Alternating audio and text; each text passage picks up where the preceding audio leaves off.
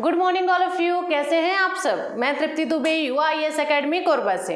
आज की इस क्लास में अपन फॉरेस्ट्री के अंतर्गत उन उत्पादों के बारे में पढ़ेंगे जो हमें वनों से प्राप्त होती हैं। तो उन उत्पादों का क्या यूज होता है, हम कहाँ कहाँ उनका उपयोग कर सकते हैं, ये सारी चीज़ें जो कि ऑब्जेक्टिव में बेसिक रूप से पूछ लिया जाता है। साथ में थ्योरी के माध्यम से भी मैं आपको समझाऊंगी ताकि आपका कॉन्सेप्ट भी क्लियर रह सके। तो बिना टाइम वेस्ट किए हमारा आज की क्लास स्टार्ट करते हैं। सबसे पहले समझेंगे रेशा। देख सकते हैं यहाँ पर लिखा हुआ है, बस उसी को रीड करते हुए जाना है। ऑब्जेक्टिव जो चीज होगी जो आपको अच्छे से याद रखना है वो मैं आपको अंडरलाइन करके बता दूंगी। ठीक है, शुरू करते हैं। सबसे पहले रेशा। रेशा के बारे में क्या बताया जा रहा है देखेंगे। रेशा किसी प्राकृतिक या कृत्रिम पदार्थ को कहते हैं। यह ऊन, कपास, कागज, पेड़ की छाल, पॉलीएस्टर और कई अन्य सामग्रियों के हो सकते हैं। रेशा में समझ आ रहा है ये किसी भी पदार्थ से मिल सकता है बोल रहे हैं, मतलब ये प्राकृतिक रूप से भी हमको प्राप्त हो सकता है और कृत्रिम रूप से भी प्राप्त हो सकता है। तो सबसे पहला क्वेश्चन आपका यहीं से बन जाएगा। अगर क्वेश्चन में आ गया कि जो रेशा है वो हमको किससे प्राप्त होती है, प्राकृतिक रूप से या कृत्रिम रूप से, तो आपके ऑप्शन में रहेगा दोनों, क्योंकि प्राकृतिक रूप से स्वतः भी निकल सकता है और इसको कृत्रिम रूप से निकाला भी जाता है। क्लियर, आगे बढ़ते हैं। आमतौर पर पतले तंतु को ही रेशा कहा जाता है। ऑप्शन में ये भी देखो एक क्वेश्चन बन सकता है ना, पतले तंतुओं को ही रेशा कहा जाता है। मोटे तंतुओं को अक्सर रज्जु कहा जाता है। दोनों पॉइंट्स याद रखेंगे। पतले तंतुओं को क्या बोला जा रहा है, पतले तंतुओं को रेशा कहा जाता है, जबकि मोटे तंतुओं को क्या कहा जाता है, रज्जु कहा जाता है। ऑब्जेक्टिव में पूछ लिया जाएगा। नेक्स्ट पॉइंट देखते हैं, घास। घास के बारे में बताया जा रहा है। घास एक बीजपत्री हरा पौधा होता है। नॉर्मली सभी ने देखा होगा घास किस प्रकार से होता है, तो बस उसका एक इमेज बनाइए अपने सामने कि घास कैसे होता है। उसके बाद जो मैं पढ़ते जा रही हूँ उसको उस इमेज के साथ मिक्स करते हुए पढ़ते चलेंगे, है ना, तब चीजें आपको समझ आएंगी। देखिए बोल रहा है घास एक बीजपत्री हरा पौधा है। इसके प्रत्येक गांठ से रेखीय पत्तियां निकलती हुई दिखाई देती हैं। साधारणतः यह कमजोर शाखा युक्त रेंगने वाला पौधा है। बांस, मक्का तथा धान के पौधे भी घास ही कहलाते हैं। क्लियर है, आगे समझेंगे। टेनिन। टेनिन भी वृक्ष से ही प्राप्त होने वाला एक उत्पाद है। इसके बारे में क्या बोला जा रहा है, टेनिन का सेल पॉलीफिनोलिक जैव आणविक क्रिया करने के लिए बाध्य है। कैसे क्रिया करते हैं ये, तो ये जैव आणविक क्रिया करते हैं। क्लियर, आगे समझेंगे। और प्रोटीन और एमिनो एसिड और अल्कोहल सहित विभिन्न अन्य कार्बनिक यौगिक तलछट का एक वर्ग है। क्या बताया जा रहा है, तलछट का एक वर्ग कौन सा है। ऐसे करके आपके सामने क्वेश्चन आ जाएगा जिसमें बहुत सारे ऑप्शन होंगे। उस ऑप्शन में से एक ऑप्शन आपको यहां पर से लेना है। तो समझेंगे प्रोटीन भी उसी का ही हिस्सा है, एमिनो एसिड भी उसी का हिस्सा है। तो ये सब किसके हिस्से में आ गए, ये कार्बनिक यौगिक तलछट का ही एक हिस्सा है। क्लियर, आगे समझेंगे। गोंद। गोंद के बारे में बताया जा रहा है, यह भी वृक्ष से ही प्राप्त होने वाला एक उत्पाद है जिसको अपन किसी कागज वगैरह में चिपकाने के लिए भी यूज करते हैं। चिपचिपा सा पदार्थ होता है ना, सबको पता है, पेड़ से निकलता है। तो इसके बारे में डिटेल क्या बोल रहा है, गोंद पौधों का एक उत्सर्जी पदार्थ है जो पौधों के अंदर से उत्सर्जित होकर के निकलता है, जो कोशिका भित्ति के सेल्यूलोज के अपघटन के फलस्वरूप बनता है। मतलब पौधों की जो कोशिका भित्ति होती है ना, कोशिका भित्ति के सेल्यूलोज के अपघटन से बनता है। कोशिका भित्ति के अंतर्गत जो सेल्यूलोज होता है उसके अपघटन के फलस्वरूप ही जो गोंद है वो जो है वृक्ष से उत्सर्जित होकर के बाहर निकलता है। आगे समझेंगे। सूखी अवस्था में यह खाक के रूप में पाया जाता है, किंतु पानी में डालने पर यह फूलकर चिपचिपा बन जाता है। मतलब जब यह सूखा रहता है तब यह चिपचिपा नहीं रहता है। जब यह सूखा रहता है ना तो अब अपन इसको खाक के रूप में यूज करते हैं, लेकिन जब अपन इसको पानी में डाल देते हैं तब ये कैसा हो जाता है, चिपचिपा सा हो जाता है। और जब यह चिपचिपा सा हो जाता है तब इसको फिर तो बहुत प्रकार से यूज करते हैं। जैसे कि देखिए, जब यह चिपचिपा बन जाता है तो इसका उपयोग कागज आदि विभिन्न पदार्थों को चिपकाने के लिए किया जाता है। सबको पता है ये चीज। आगे समझेंगे। अकेशिया सैनिगल से हमें सबसे अच्छा गोंद मिलता है। क्या बोला जा रहा है, इंपॉर्टेंट क्वेश्चन, इंपॉर्टेंट पॉइंट याद रखेंगे। सबसे अच्छा गोंद हमको कहां से मिलता है, तो सबसे अच्छा गोंद हमको अकेशिया सैनिगल से मिलता है। अकेशिया सैनिगल। अकेसिया सेनेगल से हमको सबसे अच्छा गोंद प्राप्त होता है, याद रखेंगे। आगे समझेंगे रंग। रंग क्या है? कलर की बात नहीं हो रही है, रंग भी वृक्ष से प्राप्त होने वाले एक उत्पाद ही है। इसके बारे में क्या बोला जा रहा है?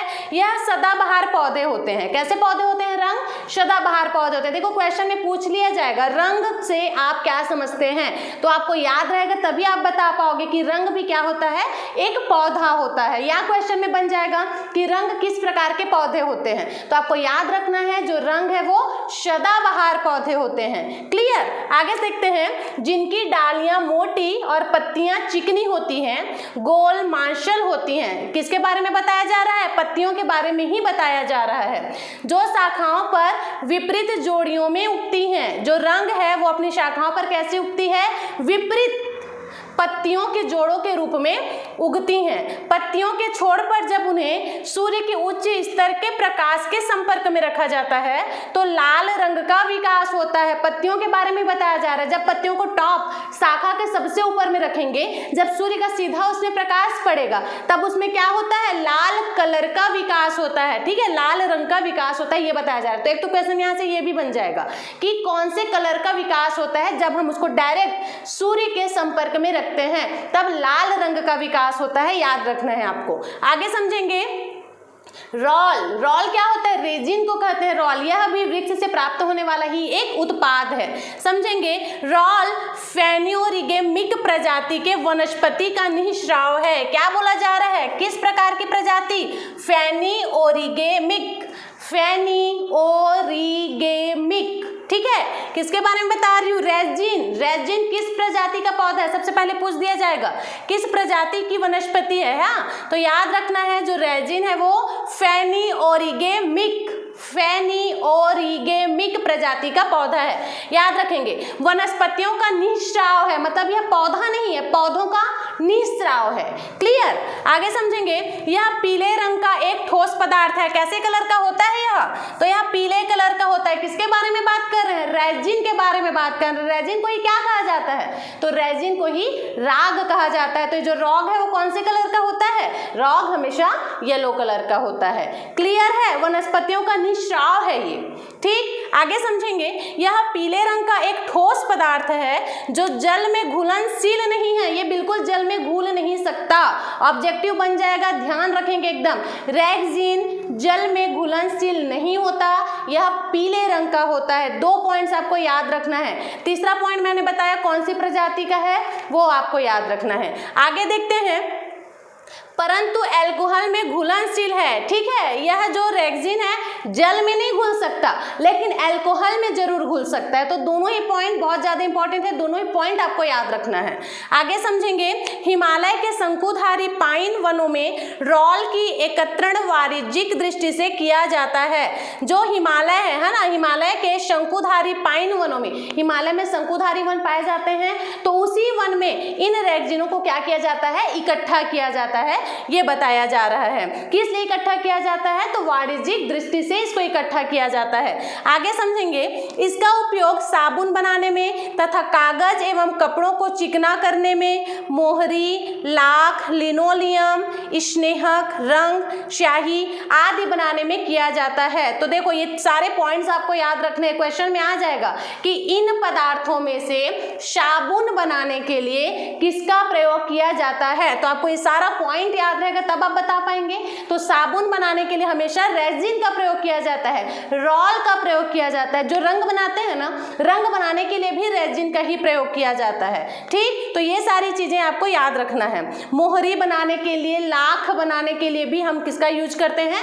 रेजिन का प्रयोग करते हैं, जिसको रॉल भी कहा जाता है। ठोस होता है, पानी में अघुलनशील है, लेकिन अल्कोहल में घुल जाता है। इतने सारे पॉइंट्स रेजिन के बारे में याद रखना है। आगे देखेंगे तेल। तेल के बारे में क्या बोल रहा है?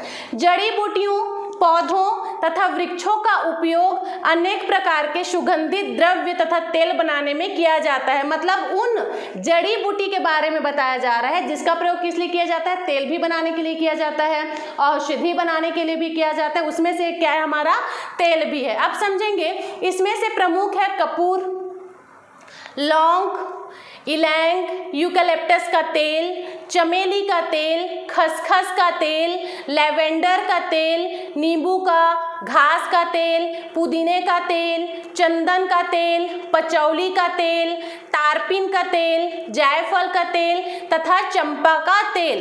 समझ आया? इस पॉइंट से हमको ये समझना है कि जो पौधे औषधि युक्त होते हैं, है ना, मतलब वे पौधे जिनसे हम तेल का भी निर्माण कर सकते हैं, जैसे कि कपूर औषधि है एक प्रकार का, लौंग इसको भी औषधि में अपन यूज करते हैं, तारपीन का तेल हो गया, मतलब जो औषधीय पौधे हैं उनसे किस प्रकार से तेल निकाल सकते हैं, औषधि बनाने में भी उसको यूज कर सकते हैं, इस बारे में आपको बताया जा रहा है। क्लियर है? आगे समझेंगे प्लाईवुड। प्लाईवुड क्या होता है? सब जानते हैं प्लाईवुड क्या होता है, जिसके माध्यम से क्या बनाया जाता है, फर्नीचर वर्क किया जाता है ना, उसी को प्लाईवुड कहा जाता है। वन से ही प्राप्त होती है क्योंकि इससे क्या होता है, टिम्बर के माध्यम से ही इसको निकाला जाता है। समझेंगे इसके बारे में।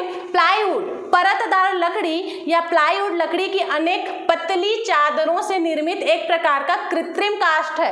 प्लाईवुड मतलब लकड़ी, किससे बनेगा? प्लाईवुड लकड़ी से ही ना बनेगा, तो वही बताया जा रहा है कि लकड़ी से यह निर्मित किया जाता है। आगे समझेंगे परतें परस्पर चिपकाई जाती हैं। इस प्लाईवुड बनाने के लिए मोटा होता है प्लाईवुड, तो परत दर परत उसको चिपका करके मोटा कर दिया जाता है। आगे समझेंगे ताकि अधिक के तंतु एक दूसरे से समकोण पर रहें।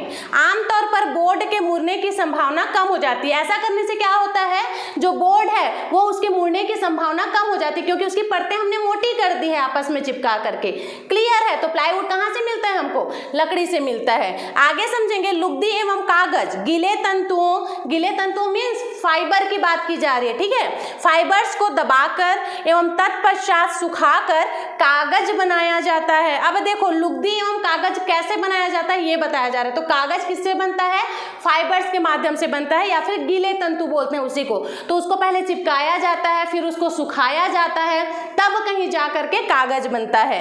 ये तंतु प्रायः सेल्यूलोज की लुगदी मीन्स पल्प जो होता है ना, उसको लुगदी कहा जाता है। तो सेल्यूलोज के पल्प से बनते हैं, जो लकड़ी, घास, बांस या फिर चिथड़ों से बनाया जाता है। क्लियर है? आगे समझेंगे पौधों में सेल्यूलोज नामक एक कार्बोहाइड्रेट होता है। सेल्यूलोज क्या है? सेल्यूलोज एक कार्बोहाइड्रेट है। एक पॉइंट यहां से बन गया, याद रखेंगे इसको। फिर पौधों की कोशिका भित्ति सेल्यूलोज की ही बनी होती है। सबको पता है ये, पौधों की जो कोशिका भित्ति होती है किससे बनी होती है? पौधों की जो कोशिका भित्ति होती है वो सेल्यूलोज की ही बनी होती है, और यही सेल्यूलोज है जो उत्सर्जित होकर के जब वृक्ष से बाहर आता है तब उनको गोंद के रूप में पाते हैं। क्लियर? तो पौधों की कोशिका भित्ति किसकी बनी होती है? पौधों की कोशिका भित्ति सेल्यूलोज की बनी होती है। आगे समझेंगे केंद्रीय लुगदी तथा कागज अनुसंधान संस्थान कहाँ है, पूछ लिया जाएगा। याद रखेंगे केंद्रीय लुगदी तथा कागज अनुसंधान संस्थान सहारनपुर में है, सहारनपुर में है। नेक्स्ट समझेंगे आरा मशीन के बारे में बताया जा रहा है। आरा मशीन के बारे में मैक्सिमम लोगों को पता होगा। देखते हैं क्या बोल रहा है। आरा मिल या आरा मशीन एक प्रकार की मशीन चलित आरी है। मतलब आरी सब समझते हैं ना, जिससे लकड़ी वकड़ी को काटा जाता है, लेकिन अगर मशीन बन गया तो उसमें इंसानों को मेहनत नहीं करना पड़ता है, वो मशीन ही काट देती है बीच से। ठीक, तो उसी को बताया जा रहा है। अब समझेंगे लकड़ी के लॉक्स को काटकर तख्ते या अन्य चीजें बनाई जाती हैं। इसमें एक वृत्तीय आरी काटने का काम करती है। ठीक, एक वृत्तीय आकार की आरी होती है जो कि उन लकड़ियों को काटने का काम करती है। आरंभिक आरा मिलें नदियों के किनारे स्थित होते थे। प्रारंभ में जब आरा मिलें बनाएंगी तब कहां पर बनाई जाती थी? नदियों के किनारों पर बनाई जाती थी। फिर क्या हुआ? यांत्रिक मिलों द्वारा चलाई जाती थी। चलती फिरती आरा मशीनें छोटे स्तर के कामों के लिए बहुत उपयुक्त होती हैं। चलती फिरती जो आरा मशीनें होती हैं वो क्या होती हैं? कामों के लिए बहुत ज्यादा उपयुक्त होती है। छोटे छोटे काम भी हम उसमें कर सकते हैं। आगे समझेंगे आरा मिलें वस्तुतः प्राथमिक काष्ठ प्रसंस्करण का कार्य करती हैं। वे अर्ध तैयार उत्पाद प्रदान करते हैं। आरा मिलों से पूरा कंप्लीट तैयार उत्पाद नहीं मिलता है हमको, आधा जो उत्पाद तैयार हो चुका है वो हमको इन आरा मशीनों से मिलती है, आरा मिलों से मिलती हैं। फिर जिसे प्रायः दूसरे उपयोग या स्थानों में ले जाकर अंतिम रूप से निर्मित किया जाता है। क्लियर है? सबसे पहले तो ये समझ आ गया होगा कि आरा मशीन किस लिए यूज किया जाता है? लकड़ियों को काटने के लिए यूज किया जाता है। तो ये आधा कच्चा माल जो है बना देती हैं, बना करके छोड़ देती हैं। फिर उस कार्य को कंप्लीट करने के लिए उसको दूसर मशीन के पास ले जाया जाता है और वहां जा करके फिर जो कार्य है वो कंप्लीट किया जाता है। तो इस प्रकार से हमारा क्लास कंप्लीट होता है। आज के इस वीडियो में अपन ने क्या देखा कि लकड़ी से क्या क्या चीजें हम बना सकते हैं, वृक्ष से या वन से हमको कौन कौन सा उत्पाद मिलता है, किसका क्या क्या नाम है, किसका क्या क्या यूज किया जाता है, ये सब कुछ हमने आज देखा। आई होप आपको वीडियो अच्छे से समझ आ गया होगा। अगर वीडियो पसंद आया तो लाइक कीजिए, ज़्यादा से ज़्यादा शेयर कीजिए। अगर पहली बार मेरा चैनल विजिट कर रहे हैं तो सब्सक्राइब जरूर करें, ताकि जब भी मैं नया वीडियो डालूं आप तक नोटिफिकेशन पहुंच सके। तब तक के लिए thank you so much for watching this video. Thank you again, thank you so much.